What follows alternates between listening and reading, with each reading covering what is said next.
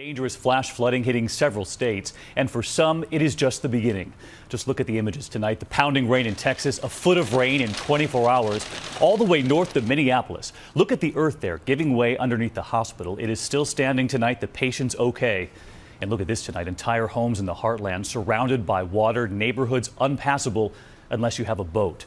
Tonight, millions in the path of more severe weather. Meteorologist Ginger Z is standing by. But first, ABC's Neil Karlinski at the scene of that landslide that sent emergency teams scrambling.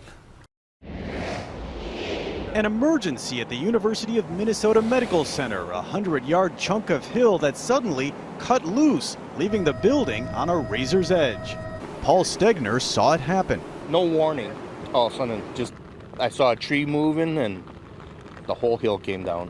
Just a big mudslide coming down, just rolling, just mud. Geologists say mudslides like this in this part of the country are extremely rare. But in the last 24 hours, several hit throughout the area, washing out highways and threatening roads. When they do happen, there is little time to react as the ground along a steep slope soaks up more water than it can hold, traveling at speeds up to 35 miles per hour, like this slide 2 months ago in Baltimore.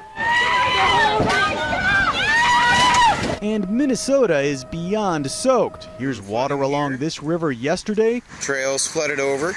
And today, up 4 feet overnight. In fact, Thursday broke the record as the rainiest June day ever here, more than 4 inches. And that's on top of a month that's seen nearly 5 times the average monthly rainfall. The governor declaring a state of emergency in 35 counties. We're going to see a very, very tragic situation today, a lot of hardship. Parts of Iowa and South Dakota were drenched by the same system and are only now beginning to dry out. They have been examining the hospital all day long, and they have determined that no one is in danger. The building is structurally sound. But even though the sun is shining right now, they have received so much rain so fast out here that officials will continue to monitor the Mississippi and other rivers throughout this area for the next several days at least. David?